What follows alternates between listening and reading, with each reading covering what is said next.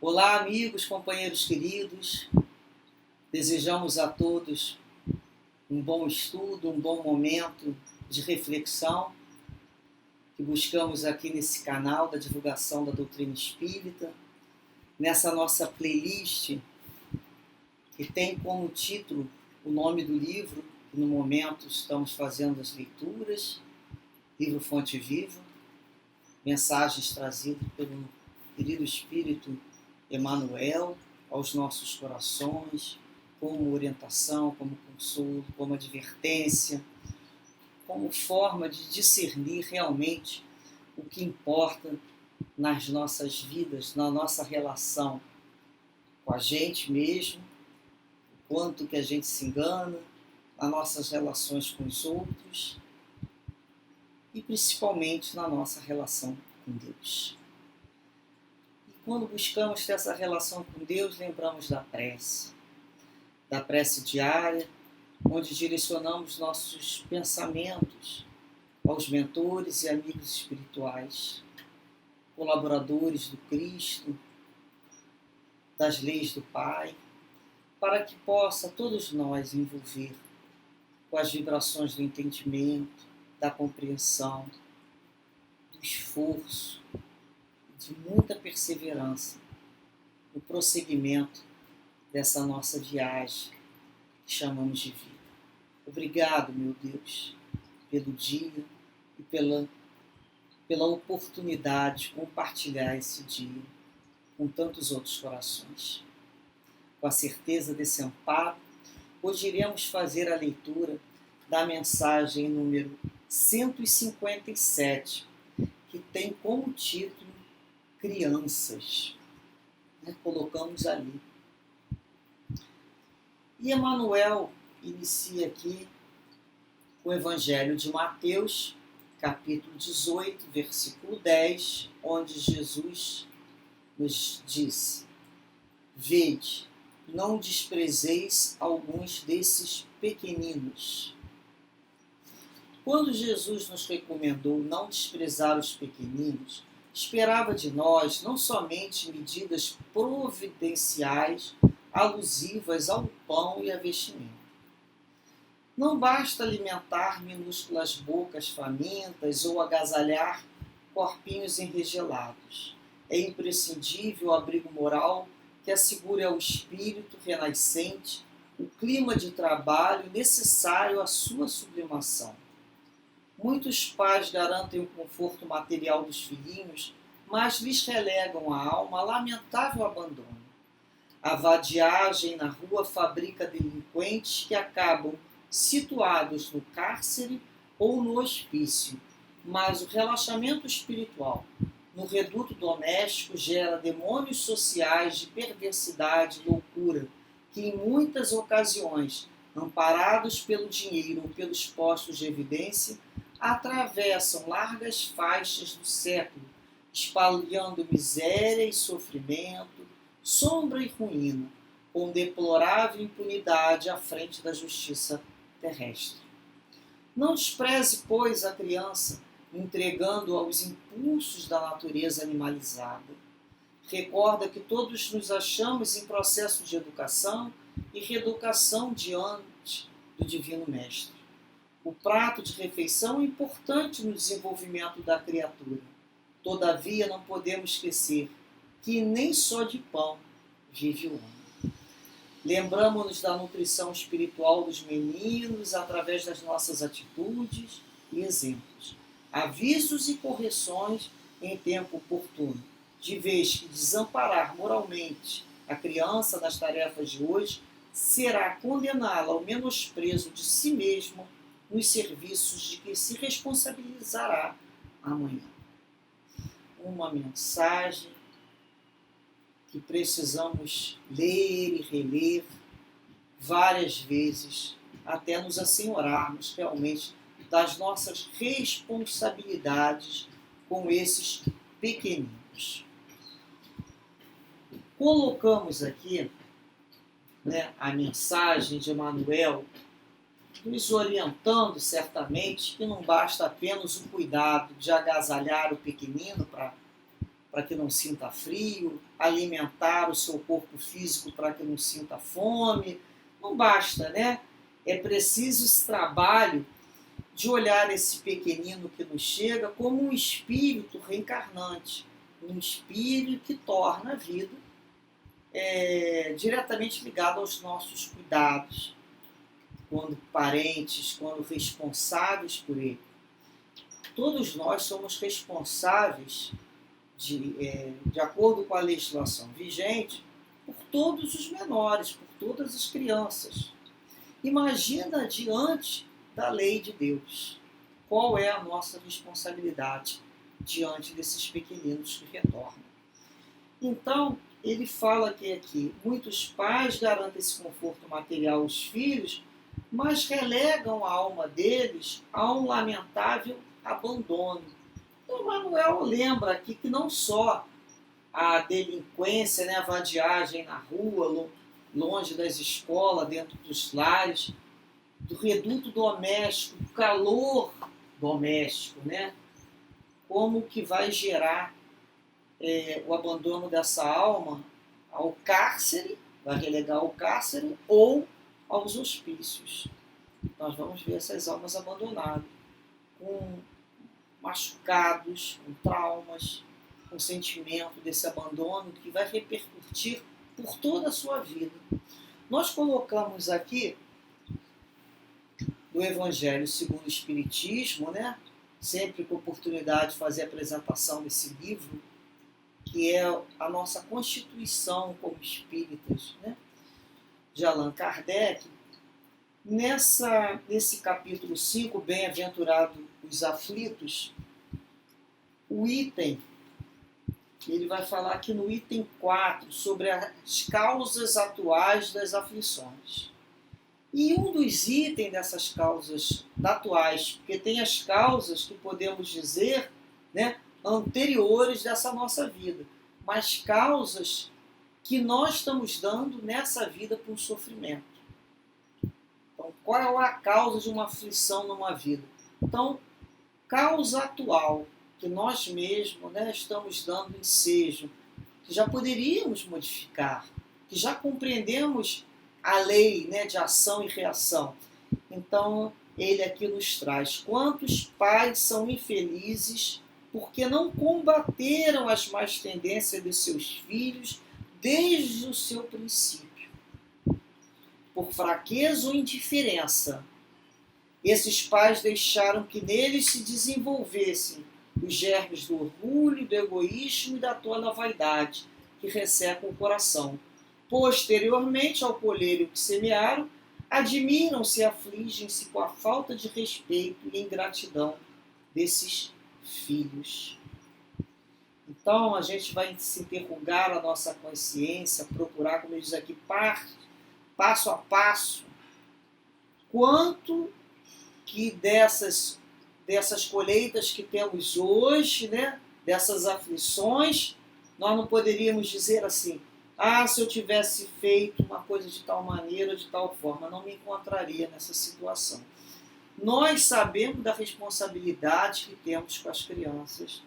E ele fala aqui: quanto dos seus pais, por fraqueza ou indiferença, são fracos, não sabem colocar limites, são fracos diante daquela personalidade que chega.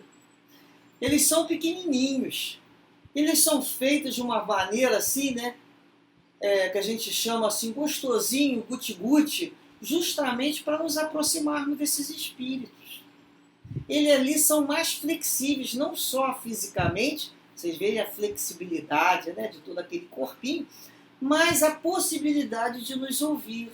Eles ali são a oportunidade maior de ouvir um ensinamento, de ouvir uma orientação.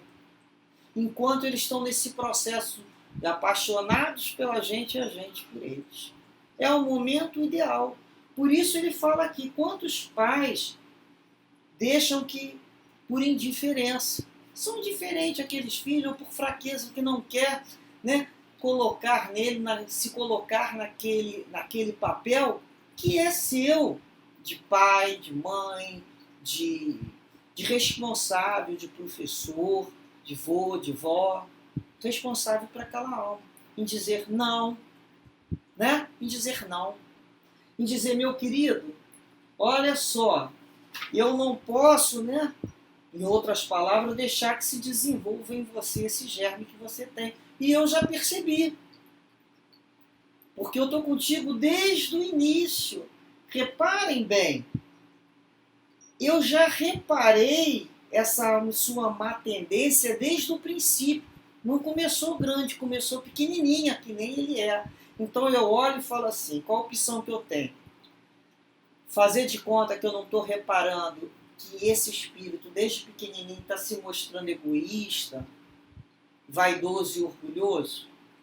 E aí eu não quero que ele me veja na minha posição, que é a posição que a vida me trouxe, de responsável por ele. Olha só, eu vou abandonar para que aquela planta cresça de uma maneira para que incomode o outro, e aí sim ele vai terminar os seus dias lá no hospício ou então numa cadeia, porque eu tive o medo, ou fraqueza, ou indiferença para dizer, né, e coibir determinadas atitudes que me cabem coibir. Muitas vezes os pais ou os professores têm medo, hoje em dia é o medo de conversar com o outro, né, com aquele espírito. Olha bem, não estamos falando aqui em violência, nada disso. A autoridade, ela é para ser exercida. A autoridade dos pais, que é diferente de autoritarismo. É autoridade, eu tenho autoridade. Olha, né? A gente olha para o espírito e pensa assim, nessa encarnação vem como teu pai e tua mãe. Nós todos vamos aprender, eu vou aprender contigo, você vai aprender comigo, mas nesse momento sou eu que vou te fazer a orientação. Ah, mas eu tenho um manual? Tenho dentro de mim inspirações necessárias, né? E a intuição necessária para conduzir aquele espírito quando eu tenho boa vontade. Eu receberei dentro de mim esse processo de luz, de entendimento. O que eu tenho que fazer? Eu entro numa prece, muitas vezes eu sei que eu não posso abandonar. Né? A gente fala, vou abandonar. Deus vai criar. Não, ele foi colocado a mim. No Evangelho, segundo o Espiritismo, no capítulo 14, honrai o vosso pai e vossa mãe, ele nos traz aqui, né, que o espírito, tá, desde lá do capítulo 9, Instrução dos Espíritos. A gente pode, todo esse capítulo, vocês podem ler, que é uma instrução do Espírito Santo Agostinho. Então, ele fala do esforço que esse espírito faz para vir naquela família, né? Se prepara diante daquilo ali. E nós temos que compreender o nosso papel diante daquele corpo, daquela alma que nele encarna, que vem do espaço para progredir. Então, ele fala aqui, tomai conhecimento dos vossos deveres e usai todo o vosso amor na tarefa de aproximar essa alma de Deus. É essa a missão que vos foi confiada.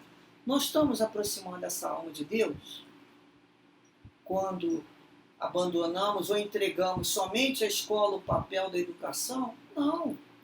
Dentro de casa, a educação moral é o processo da evangelização. É aquele momento que às vezes as famílias encontram tempo para as crianças frequentarem todos os cursos. Todos. Mas não encontram um tempo para sentar com aquela criança, abrir o Evangelho, contar o Evangelho de acordo com aquela faixa etária, trazer um momento daquela criança para se aproximar das leis de Deus. Existem inúmeros livros dentro da doutrina espírita, né, que facilita esse trabalho dos pais junto às crianças. E aquele momento de sentar com o filho e ele vai ouvir a gente falar em Jesus, encontrar uma parábola, e vai deixar que ele desenhe, que ele pinte, que ele faça atividade lúdica dentro daquela sua capacidade, dentro daquela sua faixa etária. Mas aos poucos nós vamos alimentando o quê? Aquela alma. Então ele traz um problema do colégio, nós vamos sentar e vamos encontrar aqui uma solução cristã. Mas ele precisa encontrar em nós também o exemplo. Eu não posso pedir para que meu filho viva dentro da lei de Deus se eu exemplifico tudo que for de errado. Ou tipo, faço o que eu mando, mas não faço o que eu faço. Isso não vale. A maior possibilidade de aprendizado de uma criança é através do exemplo. É aquilo que ela capta entre linhas. É aquela emoção que chega até ela. Não somente a educação sistematizada, mas essa do dia a dia, o processo educacional mais amplo de pegar aquela alma, olhar que ela tem problemas, assim como eu tenho, mas que nesse momento a missão de orientá-la me foi dada. Eu tenho um papel na sociedade diante daquela alma. E ele fala aqui, eu preciso usar todo o meu amor na tarefa de aproximação. É essa a missão. E qual receberei a recompensa se for cumprida fielmente. Então, vossos cuidados e a educação que lhe derdes ajudarão a aperfeiçoar-se e construir o seu bem-estar futuro. Lembrai-vos de que a cada pai e a cada mãe, Deus perguntará: que fizeste da criança que foi entregue aos teus cuidados? O que fizeste dessa criança? Foi entregue. Eu terceirizei. Eu pedi para que outro cuidasse, porque eu não tinha coragem, porque eu tive medo, eu enterrei esse meu talento, ou eu não tive confiança que Deus iria nos conduzir. O que eu pensei? Qual foi a minha fraqueza? Foi a falta de fé? Então, reparem bem, se essa criança permaneceu atrasada por vossa culpa, tereis como castigo vê-la entre os espíritos sofredores. Quando dependia de vós que ela fosse feliz. Deus depende da gente, que tire o outro daquele lugar que ele está entrando. É um papel bom, né? Como a gente fala assim, diante da sociedade, todo mundo quer fazer o melhor perfil. Não, é aquele papel mesmo. Vai lá fazer isso, vai estudar, desliga esse computador, desliga essa televisão, vai dar atenção a esse livro, vamos conversar sobre isso aqui, vamos sentar aqui um pouco para falar de outras coisas, quando a gente dá limite. Então, cabia a nós fazer esse papel de orientador daquela alma para as leis de Deus. Agora, eles muitas vezes vão solicitar uma nova encarnação, né? Que nós vamos ter que retornar com essas crianças. Então ele nos fala aqui que muitas vezes também nós não tivemos nenhuma responsabilidade. A gente também tem que lembrar que muitos desses espíritos chegam com as suas situações de débitos também, com os seus vícios antigos, milenares, e que não conseguiremos, numa encarnação, dar conta de todo esse passado. Então, também quando a gente fala assim, não, fiz da melhor forma possível, com todo o meu amor e todo o teu carinho. Mas esse espírito trazia em si, depois de uma determinada idade, você vê que eles começam a mudar na adolescência, eles já não aceitam mais as informações e passam a se guiar por eles mesmos. Mas já receberam dentro de casa aquela formação moral. Já ouviu falar em Jesus, já ouviu falar da lei de ação e reação, já ouviu falar que eles vão ter que se responsabilizar pelos seus atos, já ouviram uma prece, já sabem que quando precisarem podem parar e buscar uma prece, consolo espiritual. Isso tudo foi ensinado. O que eles fizeram com isso não é mais problema nosso no momento que eles se tornam, que a gente chama maior de idade. Então eles vão buscar o caminho dele, mas eles conhecem esse caminho que foi ensinado. E certamente eles voltarão.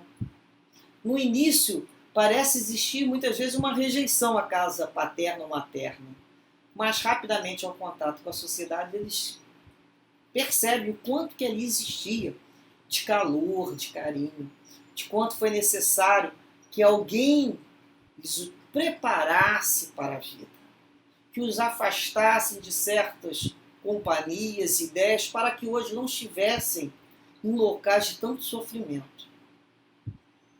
Muitas vezes, os pais, os educadores, precisam ter o entendimento que não vieram naquela encarnação para fazer a vontade dos filhos, que eles são inteligentes, mas para dar limite. Vocês imaginem entrar num carro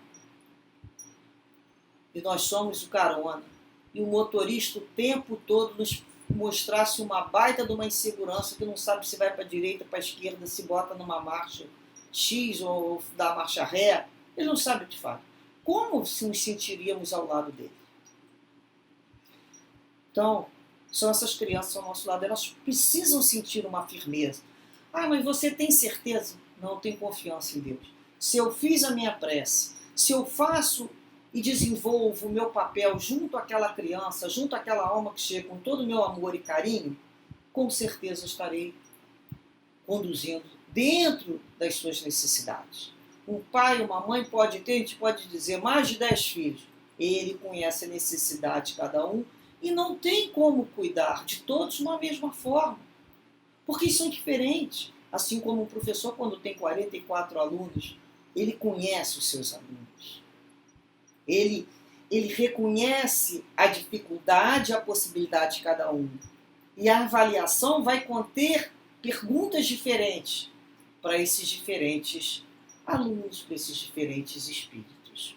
Nós trouxemos aqui uma questão chamada, um texto, né, pequenino de reflexão sobre isso, que se chama o problema educacional, ou podemos dizer o sacrifício de uma mãe. Que uma mãe levou o seu filhinho a um psicanalista, porque essa criança era impossível, incapaz de comer qualquer coisa. Ela não queria comer. Então, ela só gostava de comer coisas impossíveis. E o médico examinou o crescimento mental daquela criança, daquele menino, e falou o seguinte para a mãe: que não forçasse o menino, né, a comer o que ele não gostasse. Não force o menino, né? E que deixasse ele comer o que ele queria comer. Então, assim a mãe chegou em casa e perguntou ao filhinho o que ele gostaria de comer. Então a criança não quer comer aquilo que a gente apresenta. Então a gente fala para ela, o que você gostaria de comer? Então o menino nem titubeou, né? Ele disse para a mãe, olha, eu quero comer uma lagartixa. E com grande repugnância e também uma grande dificuldade, a mãezinha conseguiu caçar uma lagartixa e deu para o menino. Ela estava fazendo lá, o psicanalista mandou ela fazer. E aí, como se aquele menino, o fato dele ser criança fosse uma coisa boba, ele olhou e falou assim, olhou para cá, olhou para lá e exclamou para a mãe assim, como é que a senhora pretende que eu coma essa lagartixa? Essa porcaria está crua. Eu não vou comer isso cru. Tem que ser frita e na manteiga. Gente, ele, né? Sagaz.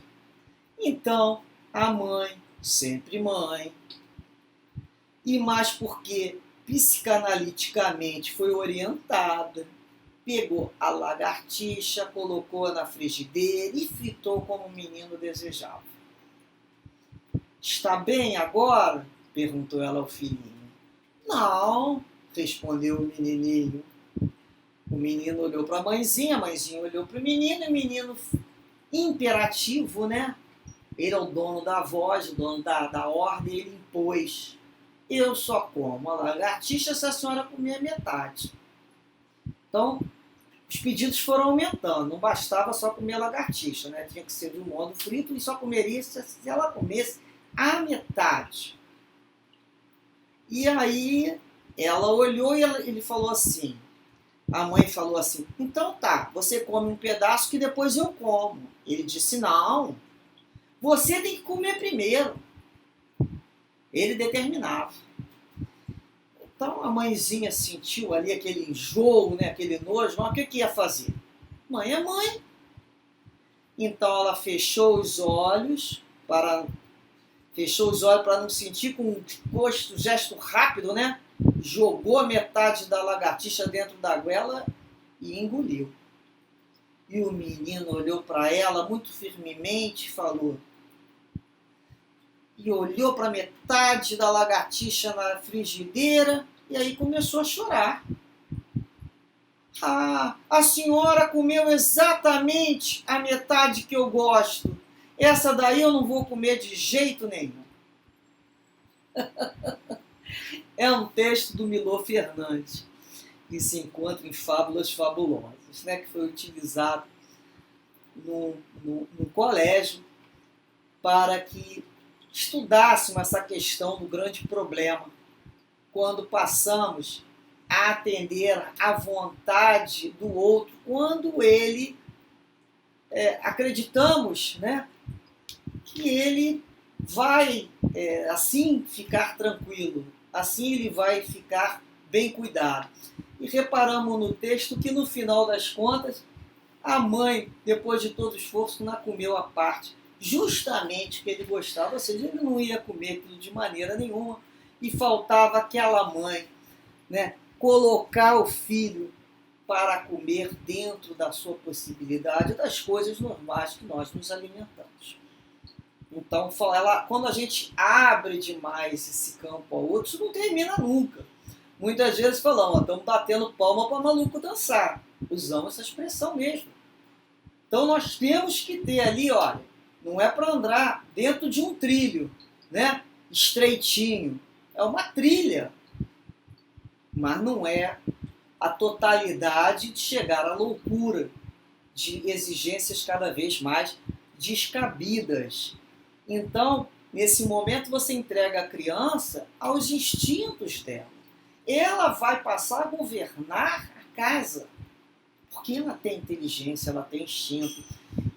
E ele nos fala aqui, né, não é questão só do desenvolvimento da criatura no prato da refeição, mas o do pão da alma, do entendimento do limite, de entender que papai e mamãe colocam ali dentro das suas possibilidades o necessário para que a criança se alimente, para que ela frequente os colégios, para que ela tenha agasalho necessário, mas dentro da possibilidade deles. Nós temos que passar a entender as nossas possibilidades. Eu não sou A, não sou B. Por isso que mãe e pai falam, né? Você não é filho de A e B, né?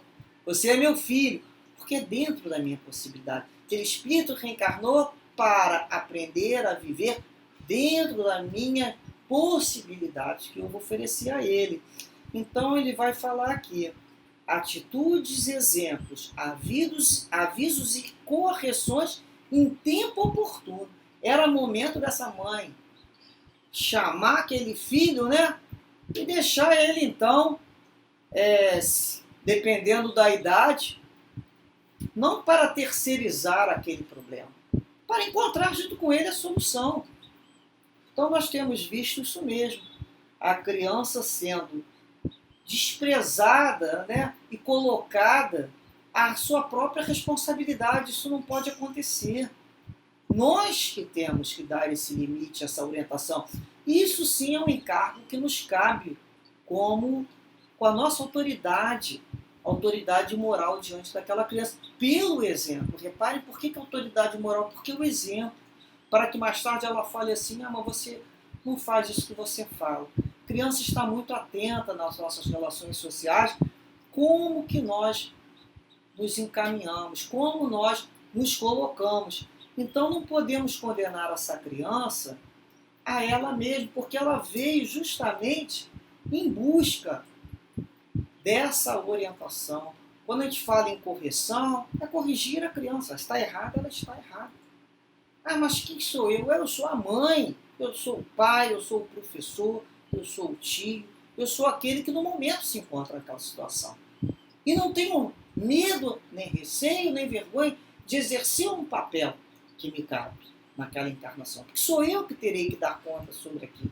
Então, quando eu tenho a minha consciência bem tranquila, que eu fiz tudo o que eu podia fazer dentro do meu entendimento, ah, mas daqui a 20 anos vou saber fazer melhor. Mas o filho nasceu há 20 anos atrás, há 30 anos atrás, há 50 anos atrás. Não importa, dentro daquela minha possibilidade. Nós organizamos aquele processo reencarnatório. Por isso temos que compreender quem é o pai e a mãe da história e quem é a criança. Quem é o adulto da relação. Quem é aquele que vai se responsabilizar pela forma como aquela criança vai se orientar a partir dali. Precisamos entender isso. Quem é que cabe aproximar cada vez mais essa criança de Deus? Por isso a importância do Evangelho no lar. Por isso a importância da prece, desde pequenino, ensinando a buscar um momento de refazimento junto aos mentores, junto a Jesus, junto a Maria, nossa mãe, nossa intercessora. Que possamos assim, ao final desse estudo, lembrarmos sempre da nossa responsabilidade e, quando inquiridos, o que fizemos desse espírito. Fizemos o melhor que nós podíamos, dentro das nossas possibilidades materiais, morais e espirituais. Com certeza estaremos tranquilos, porque antes de ser nossos filhos, todos os espíritos são filhos de Deus. Muita paz, muito amor, muito entendimento e muita doçura em vossas relações. Graças a Deus.